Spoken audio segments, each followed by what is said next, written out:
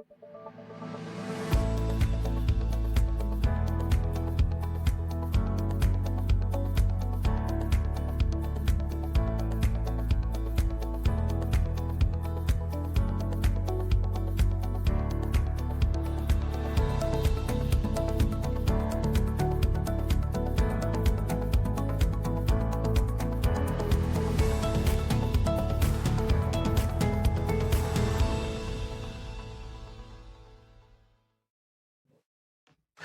want to say hello to all of you from around the world. I want to welcome you again to another fantastic Soulivity today, where we are going to be talking about some great and amazing things for you. I'm not going to share it just yet because I want to make sure that I introduce to you my very, very special and amazing co-host, Sheila Applegate and Dr. Chanel DeGuzman. Good morning to both of you.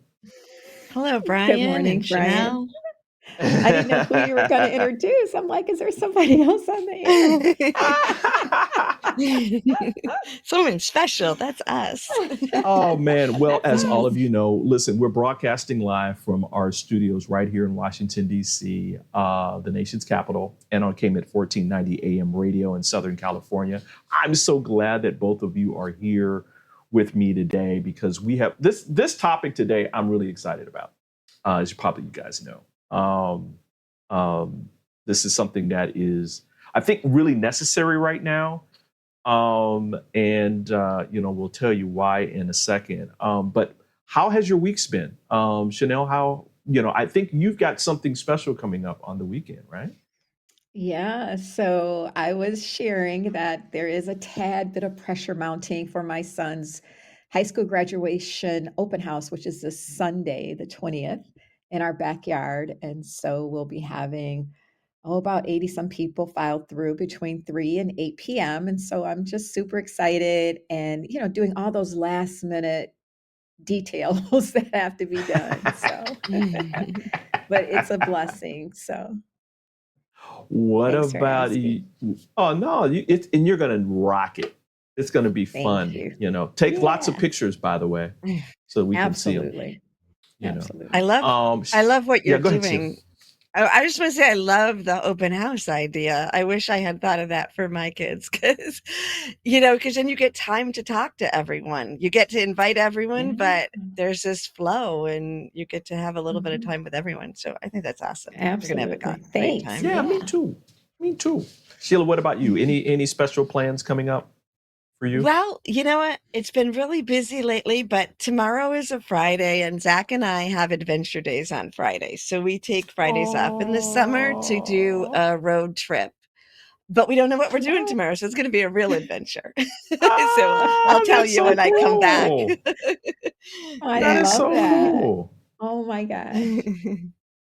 So we'll be somewhere exciting. I'm trying to think about what I'm going to be doing this weekend. It's like, I'll probably just be doing something mundane like yard work or something. But that's fun. You'll remember it in the winter and be like, remember? It keeps you in good standing in the house, Brian. Well, that's true. I have noticed that we have more like beautiful animals coming around, like not like squirrels or anything. They're always around. But like butterflies, ladybugs, by some, a couple of ladybugs, good luck. So I'm like, well, need some new shoes. Anyway, y'all, let's get to today's show. Over the last few days, residents of Maui are still recovering from the devastating fires there. The death toll has risen to 110. The search continues for loved ones who are missing. And the debate about what caused it and how it could have been prevented is ongoing right now. But there were also signs of hope and resilience. According to AP, public schools undamaged by the fires are reopening as major roads are being cleared for traffic. And displaced students who enroll at these specific campuses can access services such as meals and counseling. It seems that the community is coming together to support each other. These are just a few signs of how Hawaiian culture and tradition are built on century-old practices, which set the foundation for what community is and how it functions. This aloha spirit, which means more than hello and goodbye, is something that is real, whole, and wonderful. So today, with my beautiful co-host, we're going to take a deeper look at it today. And hopefully, you'll take the aloha spirit with you wherever you go. Now, ladies, here's a clip from Nalani Kamalu, a founder of a Hawaiian charter school there in Maui, in a TED Talk, talking more about the true meaning of aloha. Let's take a look. O nauna ka hala me ka lehua, e halele hua no ia na ka noe. O ka uno ia e no inei, e ane hoi o ka hiki mai. A hiki mai no o ko, a hiki puno me ke aloha. Aloha e, aloha e, aloha e. Aloha.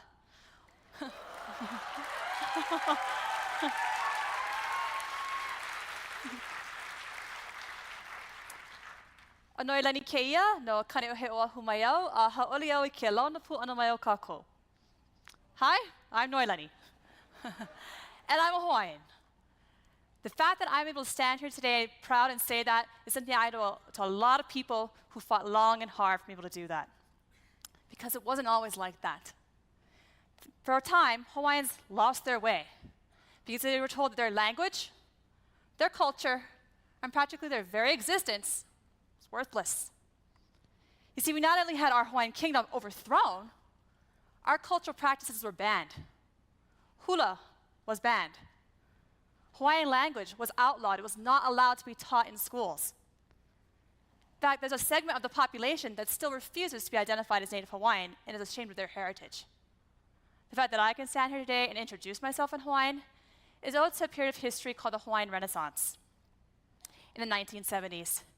Amongst other events, it included the protests of the bombing of Kaho'olawe by the United States Navy, the inception of the Merry Monarch Hula Festival competition, and the launching of Hokulea, the first Polynesian double-hulled voyaging canoe to set sail in centuries.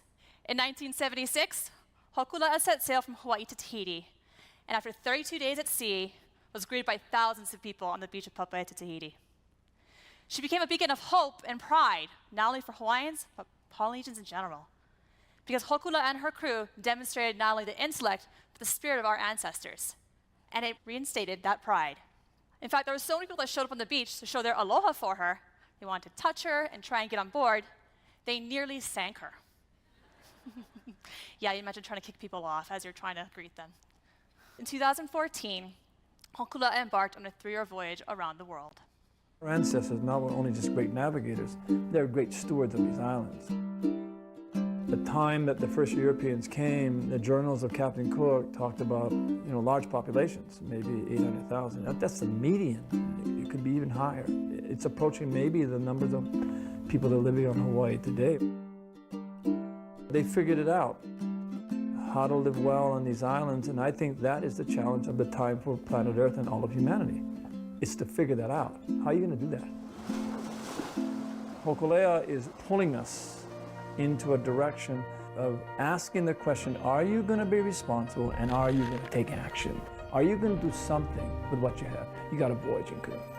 So in 1995, I was a young girl on the shores of Ke'ehi Oahu, and I had the opportunity with my fellow classmates to welcome Hokulea home for one of her deep sea voyages with several other Polynesian canoes.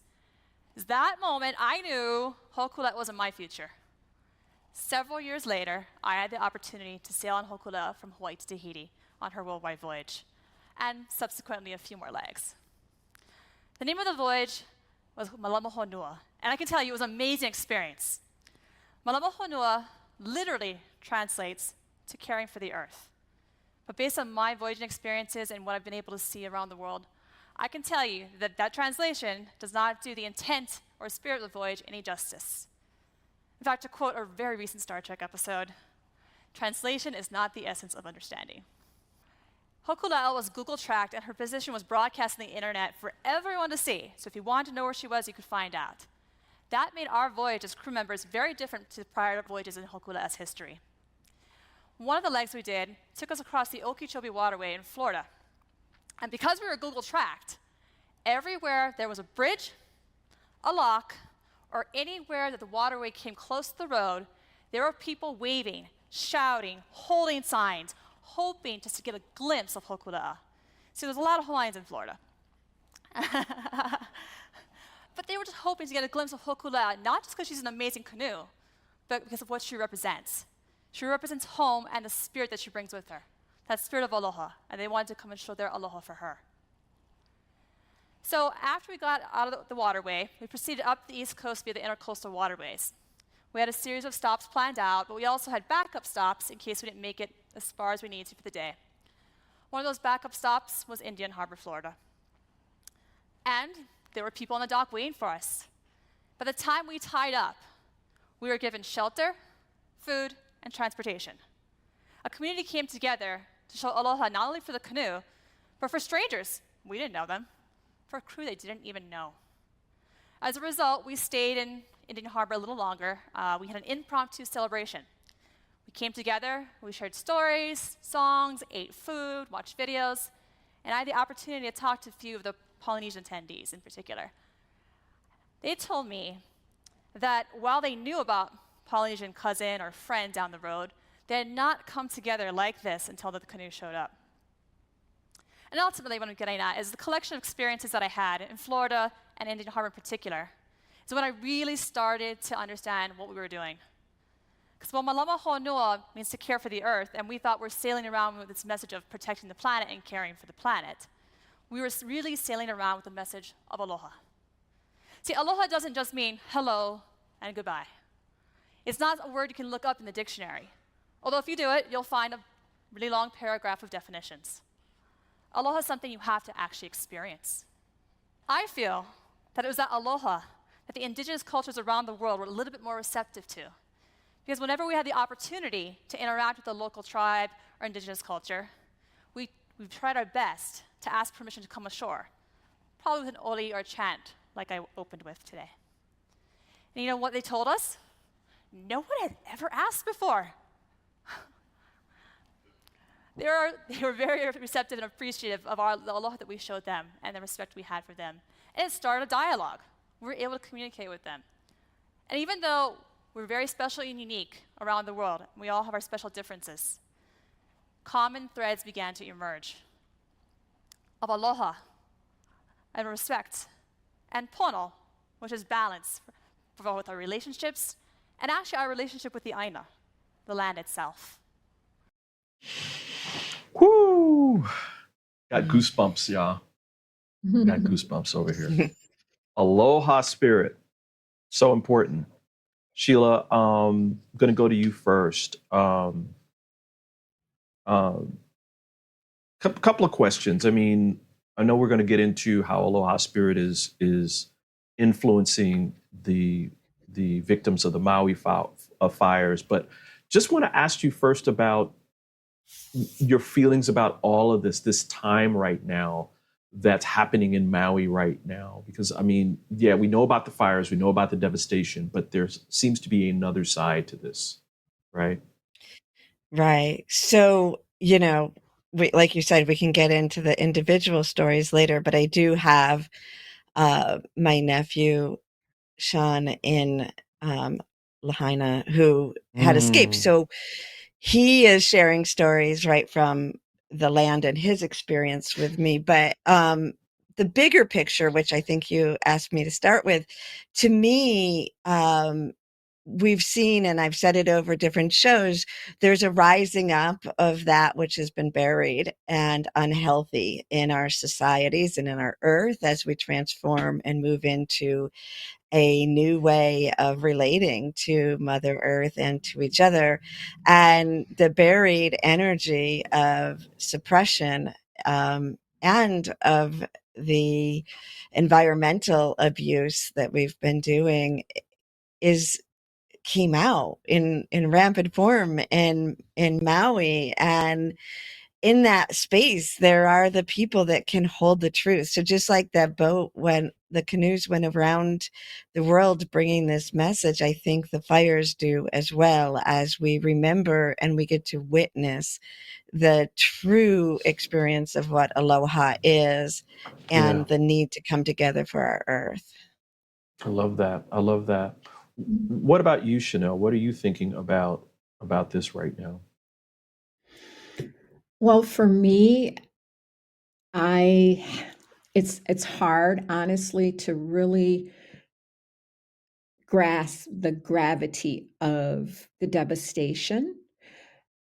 And Sheila, I can certainly respect your perspective of, you said, the buried energy and suppression, I believe, that basically is emerging. Like it's been buried and now it's, you know, pushing through.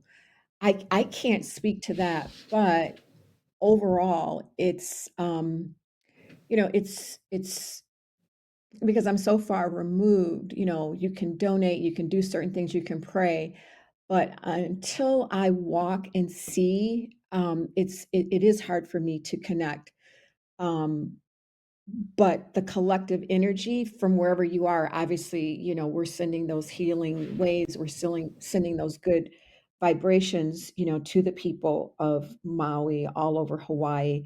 But what it also does for me is gives me those glimpses of, Brian, what you talked about, the resiliency and the Yeah, hope that the people are expressing, because that is a part of their cultural identity. It's yeah, inherent in the land, it's inherent in the hearts and the souls of the people. And you can see evidence of that. And like you said, I know we'll be talking about that, but big picture, it's so daunting. Sometimes I just feel like I just, you know, I want to walk it. I need to see and feel it up yeah, close, if yeah. that Good point. that makes sense. Yeah, that does make sense. I mean, listen, this is um um um I'm kind of torn to a certain degree. I mean, I get the deeper, real meaning of what this aloha spirit means.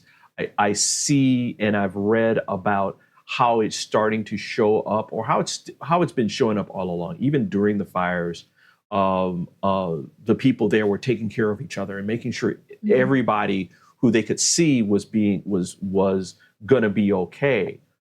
And at the same time, there's other things like the centuries old tree that was part of that whole community that got completely Mhm. singed, and not knowing whether or not it's actually going to come back or not, praying, and I've been like sending energy, because that was a marker for that whole community. I mean, it was huge. The Mhm. tree was huge. It was like 3 or 4 or 5 house, big mansion sized, in terms of area. I mean, it was huge. And again, it Mhm. meant a lot to them.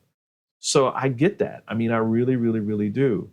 Um, I think it's just, I think the importance of this tribute today to them and the Aloha spirit is just kind of like a reminder that there's more than the eye can see a lot of times, Mhm. and that there's Mhm. this undercurrent of mind, body, spirit that the Aloha spirit means. I mean, we just put into a chat the true meaning of Aloha spirit from the Center of Labor Education and Research from the University of Hawaii in Oahu, um, where they're talking about Aloha spirit and what it is. And it's the coordination of mind and heart within each person. It brings each person to the self. Each person must think and emote good feelings to each other. Uh, um, and that it goes into all these different things of, like, each letter means something. It's like an anagram, where meaning kindness to be expressed with tenderness, unity to be expressed with harmony, agreeable meaning agreeable to be expressed with pleasantness, humility to be expressed with modesty, and patience to be expressed with perseverance. I mean, Sheila.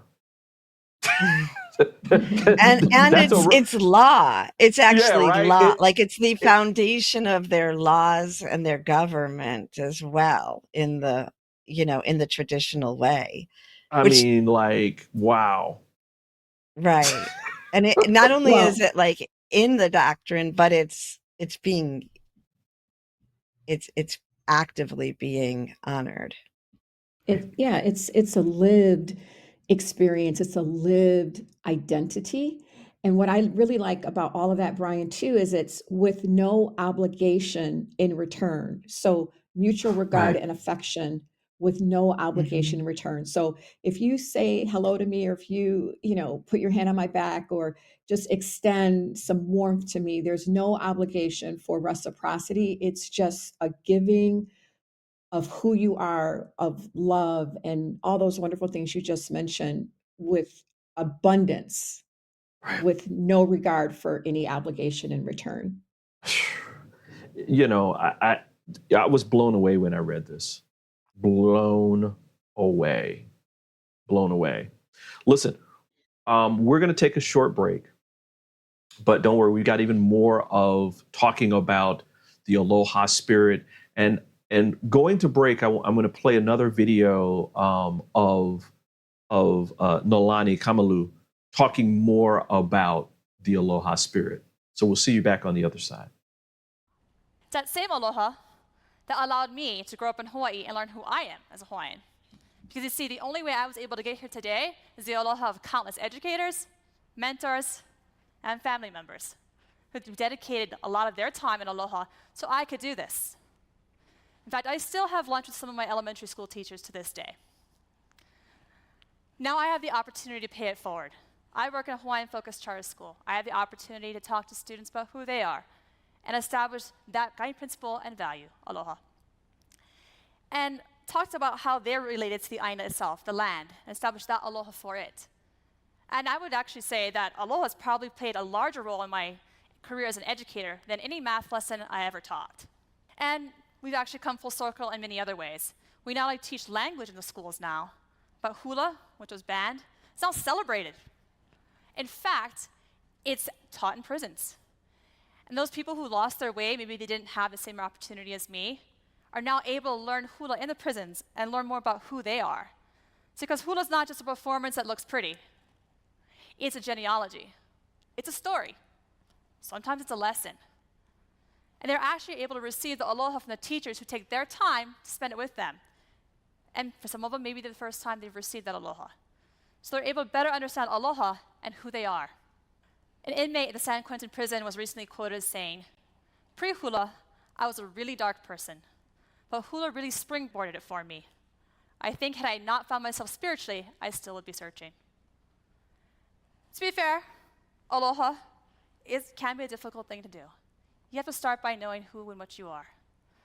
And to quote my mentor, Nainoa Thompson, we can't care for something we don't understand. For Hawaiians, that understanding begins with our mo'okuauhou, which is our genealogy. We trace our roots back to Wakea and Ho'ohokukalani, who were parents to a stillborn child that they named Haloa na Kalau Kapalili. Haloa for short. They planted Haloa in the aina, in the land, and he grew to become the first kalo, the first taro plant. Their second child, that they also named Haloa, became the first Hawaiian. And so in this mo'olelo, which means story, we've already established a cyclical relationship of aloha, care, and pono, which is balance. You see, our eldest sibling cares for us, but only if we take care of him and where he lives. And so really, Hawaiians were already eco-friendly well before the modern day movements. And actually, I would say that going forward, society will probably start to look backwards and start to embrace the indigenous knowledge and values of all of the indigenous peoples throughout the world. In fact, just harnessing wind and wave energy is probably more in line with an indigenous way of thinking, of working with the environment versus against it. And so, this is my charge to you. Find a little aloha in all you do, in your relationships, in your community, and your service. If we all take the time to find a little bit of aloha, then maybe we'll find pono. In the oral traditions of my culture, I'll end with a song about my roots as a Hawaiian. Mai ka pi'ina akala iha e ai ka mole olu hole hua he a ko kama he mama aloha na aloha a Hawaii ku'ukulaiwi mai na kupuna mai ha'ohe mea nana e ku'ai I ke vea ku'umawiwi e ola I ku'ula hui ke kuriana o ka oiwi o ka I makana o lelo he Hawaii mama he Hawaii mama aloha. 6 years ago, when I started Soulivity, my vision was to support everyone in improving their life through the discovery of their passion and purpose, so they could become the best version of themselves, to battle fear and ignorance, and create a better world today. Get inspired to live your passion and purpose. Visit Soulivity.com now. We're back with more here on Soulivity today. We're talking about the Aloha spirit, our tribute to the residents of Maui and the people of Hawaii. Sheila, you had something very important to talk about with your family member who lives in Maui, correct? They're in Maui. In Lahaina, yeah. In Lahaina, in the town that was devastated. Mm-hmm. Can you tell us, some of the experiences that he shared with you? Yes. And as I'm preparing to say this, I'm realizing I didn't ask his permission, so I won't use names and I'll be, but it is important. So I'm talking about my perspective of it because Dr. Chanel, you were mentioning how it's hard to feel it sometimes when you're just listening to it on the news and there may be a disconnect. One of the things I've done is when I search it, I search for stories not in the news, but just of people's stories that come up. And that's given me a deeper connection. But for me, so this is, a soul nephew, a friend that I've grown up with, and he's called me Aunt Sheila since he was young.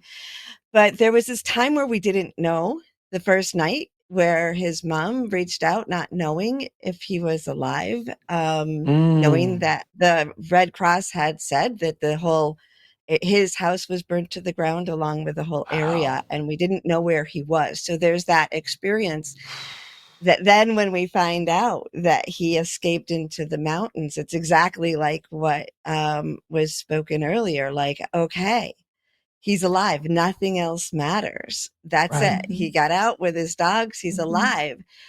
And then there's this realization that he escaped into the mountains. He didn't know where he was. He's a young man with 2 dogs and only his truck. And the fires are still going beneath him. He's watching them. Wow. So what happens next? And in that devastation, there's still this, I'm okay, Mom. I'm a survivor. I know what to do. And the next thing we hear, I think a few hours later, the next day, he's driven down the mountain to see where he is, and he's found a small Walmart. And in the store, as they're on the phone with him, and he's kind of trying to process what he needs to survive, he starts talking to people in the store, and they've decided to team up because they're in the same boat. So now there's a community of 3 or 4 that are going to look out for each other. And then the next day, the new news is that an older couple has taken him in for a couple days and said he could stay in their home for a couple days. And then a friend of a friend has let him stay in the next home, giving him a bed for a couple days. Mhm. And there's this up and down of complete devastation to him sharing more and more about how his heart is opening. He feels so connected to the community. He's helping out even as he's in devastation. And then the news, I think it was yesterday or the day before, he texted me, and he's a chef in a hotel there that has been supporting people, and finally they had a room that he could come to with his dogs to live in the hotel for a period of time as he cooks for the people in the community. So no longer is it a hotel for tourists, it's they're cooking for the people who have no food, no money. And he's so excited to be in that space of turning it around. And I was talking to him about how, the phoenix rising, right? And I know I hadn't really paid attention. Everyone was saying that, but for himself, because he feels in some ways better than he ever has. There's those highs of how much love and open-heartedness there is and how much trauma and sadness and grief going on. He texted me a picture of himself holding a bag that says Maui Rising with a phoenix. And I have to tell you, I have not seen his face so delighted, so pure, so happy in a long time, even during the trauma, So it is that spirit is alive there. Wow. I mean, Chanel, isn't this what we want? Isn't this what we want? Absolutely, 'Cause- Brian. And that aloha spirit. And Sheila, you were just saying, he's like on a high from being able to give and to see perhaps to witness the effects of him cooking and nourishing people who, might not have food otherwise. It reminds me of just a brief situation that happened to me. You talk about this high of this aloha spirit. I was just, picking up a to-go order in a restaurant, at the carryout station, and this young lady comes in, and she had already put her order in, and she was getting ready to pay, and she said they must have told her the total, and she said, "Well, I'm going to need to take the lemonade off." And so, there's like 3 or 4 people, sitting there waiting for their food. So we're all hearing this while we're all looking down at our phones. And then, she started counting out $1 bills to pay. And before I knew anything, I sprung up to the counter. My husband's going to know that, oh God, yeah, she does things like that. I immediately sprang up to the counter and I said, and I asked her, Sheila, permission. I said, "Would you allow me to buy you lunch?" And she said, "No, no, I've Wow. got it." I said, "Hun," and I think I called her hun or honey, let me treat you, okay? And she did let me treat her. But clearly that was a situation where she was in need. She was probably hungry, I would have, obviously. And so just that being able to give, and the way that I felt after was beyond comparable for what the little that I did. And so Wow. that spirit is alive and it's almost innate. Like I didn't even hesitate. I didn't even think. I was at the counter before my feet knew it had arrived. And so that opportunity, in spite of, us going through devastating times, there's still that opportunity to give and to love and to have that aloha spirit, Brian. Yeah. As both of you guys know, Oprah Winfrey has a home on Maui. I think the city that was devastated was East Maui. I think that's correct. Southern, east, southeast, and she's on the western part of the island itself. She went on her Oprah Daily insider piece, and she was there on the island, and she videotaped herself, giving information about what was going on, but also giving a message to the people of Maui that she has come to love so much. Let's take a look at this. You know what this week has taught me is that when you don't know what to do, you do whatever you can. I have family members who were staying here with me here in Maui. And at first we thought at the beginning of the week that we were going to have to evacuate. And then the winds changed. And then Tuesday evening, I was coming back from a hike and saw this wall of black smoke on the west side of Maui. That's behind me over there, west side. And the smoke was so thick it was covering the sun. I didn't know at that moment that that was the town of Lahaina being incinerated. And since then, I've really not known what to do. I went to visit one of the big shelters here at the War Memorial and asked people what it is they needed, and then went shopping for some things, some, basic things like towels and sheets and shampoo and other necessities. And at some point, I will make a major donation after all of the smoke and ashes have settled here and we figure out what the rebuilding is going to look like. This is going to be a long and difficult process. But spending time at the shelters, I've met so many incredible people. One guy, Julius, I said, Julius, tell me what you need, because his legs were covered in bandages where he had to run to escape the fire, and said to me that he could feel his skin popping as he was running. He got out of his car because the tires were melting and he couldn't move forward and just started to run. And when I said, tell me what you need, he said, ma'am, I need nothing. My life is now my greatest gift. I have my life. I've seen so many families who are sharing a cot, an air mattress, and have nothing else left to their names, but they are so grateful just to have each other. And there is such an incredible spirit going on in this entire community, people helping other people. And I know that long after all the camera crews are gone and the rest of the world has moved on, the rebuilding will just begin. And Hawaiians are a strong cultural people and a family-loving people. And with the help and support, you're going to see a lot of Phoenix stories rising from the ashes here, because that Aloha spirit is real, y'all. And it has been tested this week to the ultimate max. Ooh, we're back with more of Soulivity today, everyone. We're talking about Aloha spirit. And this is our tribute to the residents of Maui and to the Hawaiian people in general.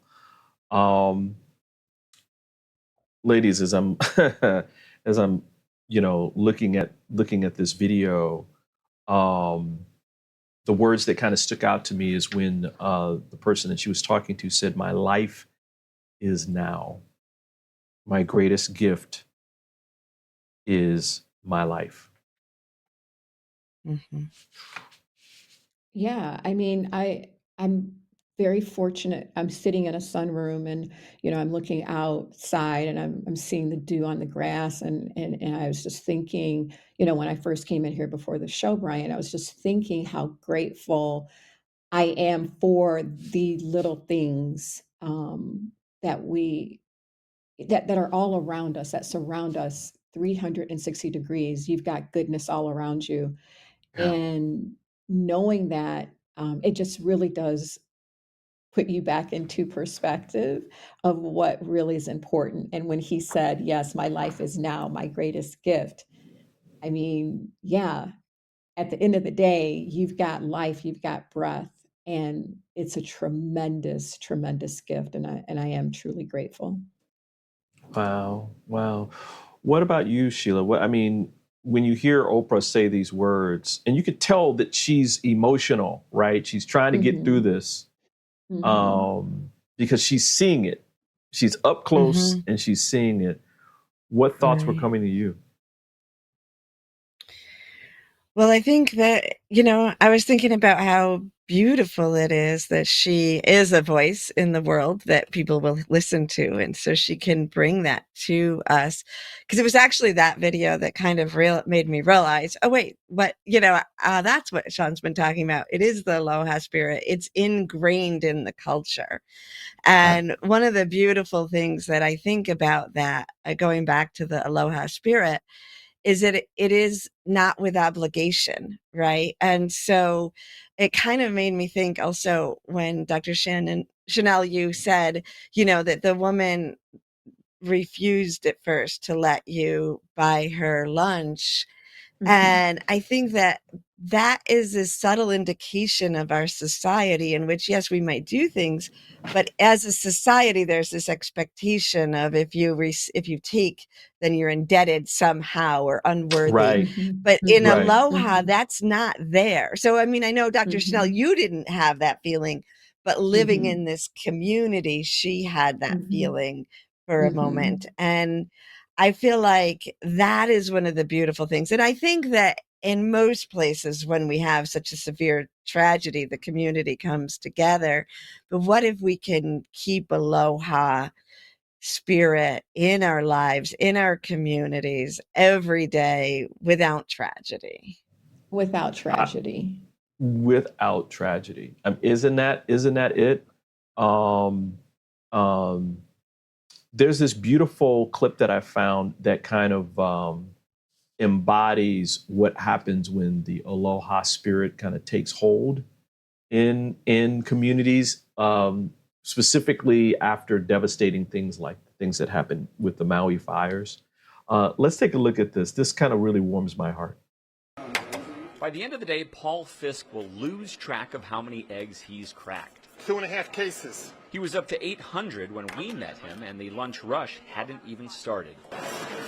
Paul was one of the many volunteers at the University of Hawaii Maui College Training Kitchen turned emergency food production assembly line. It feels good.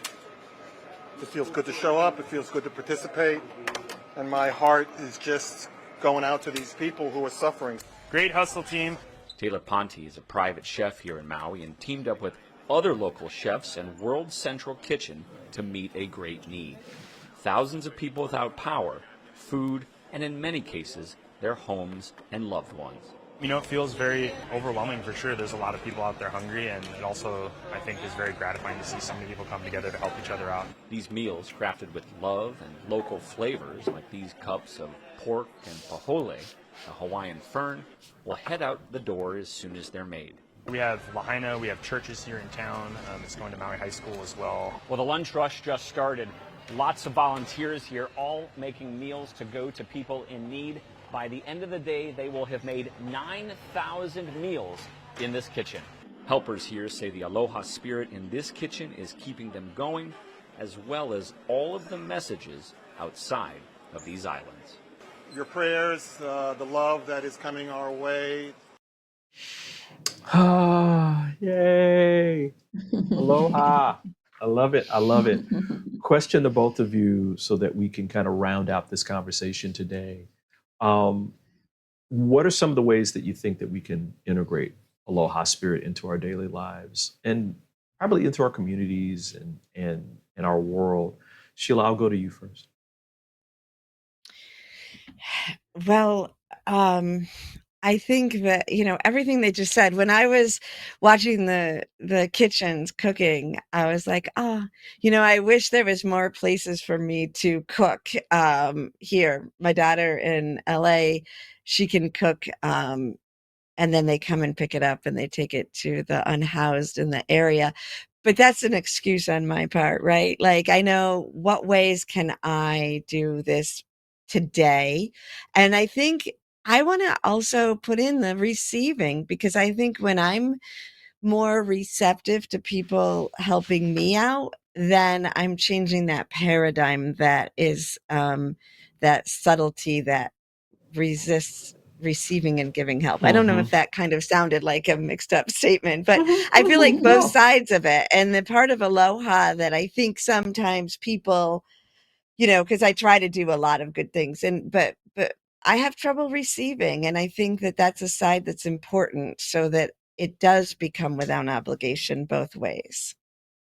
Right. And Sheila, Right. it's balance, right? Balance. Right. So for me, Brian, it's treating, well, first of all, it's having the consciousness of the aloha spirit, right? Right. But then with every interaction you have with a person who is in front of you, who is crossing your path, that you're having an exchange, that you show that aloha spirit, you extend, if possible, the warmth, the acknowledgement, the validation, whatever you can, especially when you see somebody in need. And that's what I Right. mean of staying conscious, but treat every relationship as a sacred opportunity to express more love into the world. That was beautiful. Yeah. That was beautiful. Yeah. Heck yeah. You know, as we're coming up on our last break, the thing that I want to that I'm really thinking about, I'm reading this Hawaii law, the Hawaiian spirit, and it's paragraph B. It says, in exercising their power on behalf of the people and in fulfillment of their responsibilities, obligations, and service to the people, the legislature, governor, lieutenant governor, executive officers of each department, the chief justice, associate justices, and judges of the appellate circuit and district courts may contemplate and reside with the life force and give consideration to the aloha spirit. Yes. That's so incredible to me, right? I love that. Like imagining all the governments holding that space. And yeah. And it gives me a place to go ahead. No, go ahead. It gives you a place to imagine, right? Because sometimes when I think of it in that realm of government and power, it's hard for me to imagine what a government or democracy would look like with aloha. But now I have that. And in having that, I can help create it. Absolutely. Yes. Wow. You know, I'm glad we did this today. I'm really glad we did this. You know, I think that it's important for us to remember these lessons that people that were here in these nations long before any of us got to them, right? That they had a lot of this stuff figured out. And that, you know, things like extreme capitalism and other things came along and became the dominant force in our societies. And in many ways, those things aren't working. They're working for a few. But the masses there aren't working for. Here's an example of a people whose resilience will create a phoenix of rebirth in after a tragedy because of those traditions. Doesn't mean it's going to be easy, but people know that they're not alone, which I think is the most important part. Ladies, thank you for being here. We're going to take a quick break. And when we come back, we'll have more with Soulivity today and some Soulivity shameless plugs. We'll be right back. Soulivity Today is brought to you by Assume control over your weight and broader health with the 80 Bites program by Physical Mind Institute. For 50 years, we've been told, load up your plate with veggies. Load them up. Because all this spinach, look at it, all the spinach is only 100 calories.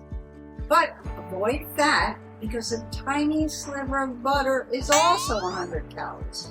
So spinach is good, butter is bad, right? But not today. Now we're told, put butter on everything, even in your coffee. Why? Because fat doesn't spike insulin, as carbs do. And stretching the stomach with all those veggies unbalances our digestive hormones. So eat healthy today means fat, fasting, stomach control. Right here's the stomach. Forget calories. Hormones rule, and 80 bites is the solution.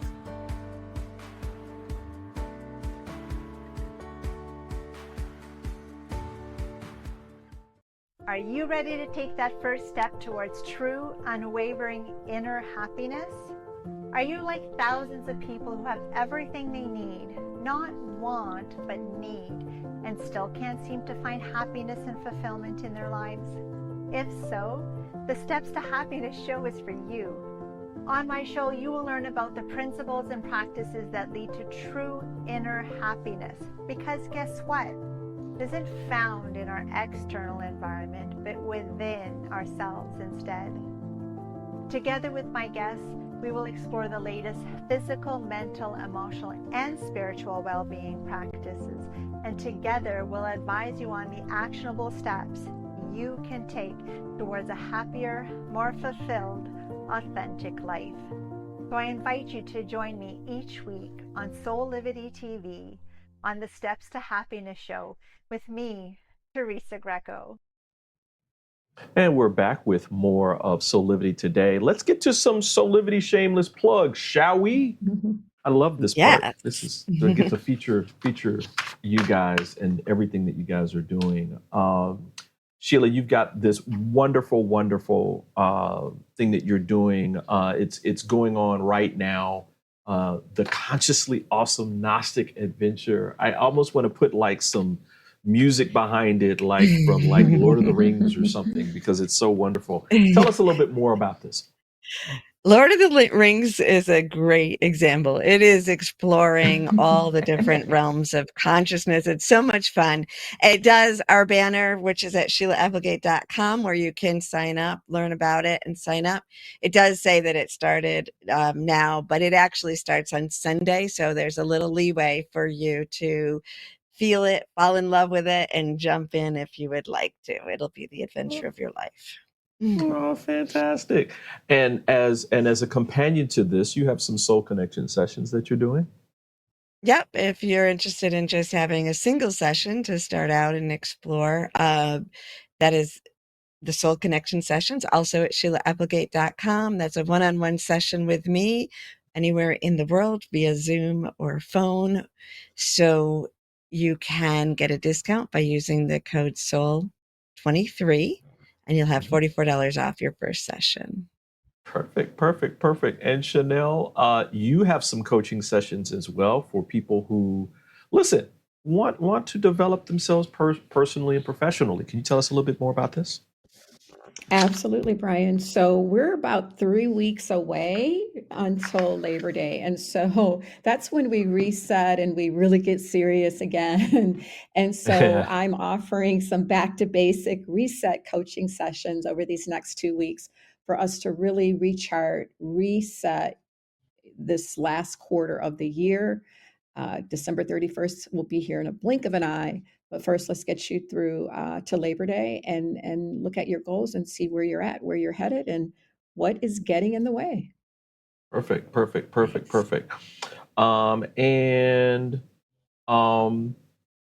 Listen, I just want to remind people that, listen, if you're soul-led, please visit HawaiiCommunityFoundation.org to do some Maui, have some Maui relief where you can support them with Maui relief, I should say, in response to the devastating wildfires. You can practice some of this Aloha spirit in your own way. Ladies, thank you so much for being here with me today. Appreciate you. We're a little bit over time, but I thought it was important that we talk about everything that's happening today. So appreciate you both. Absolutely. Really much. Appreciate you all. Yeah. Listen, on behalf of all of us here at Soulivity.com, I want to thank you for joining us for another Soulivity today. We hope that you come back and join us every weekday, Monday through Friday at 8 a.m. Eastern for our live broadcast. Or you can listen to us at 8 a.m. Pacific time out on the West Coast at KMET 1490 AM radio for a rebroadcast for all of you out on the West Coast. So thanks again for being here. As always, we're wishing you a life full of passion, purpose, and high quality living today. We'll see you later. Bye.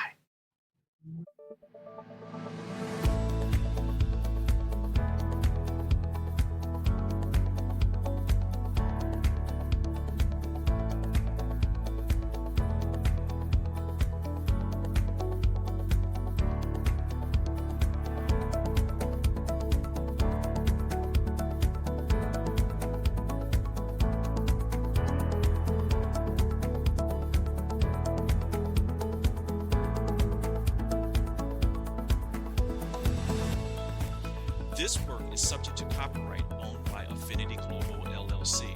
Any reproduction or republication of all or part of this is expressly prohibited unless Affinity Global LLC has explicitly granted its prior written consent.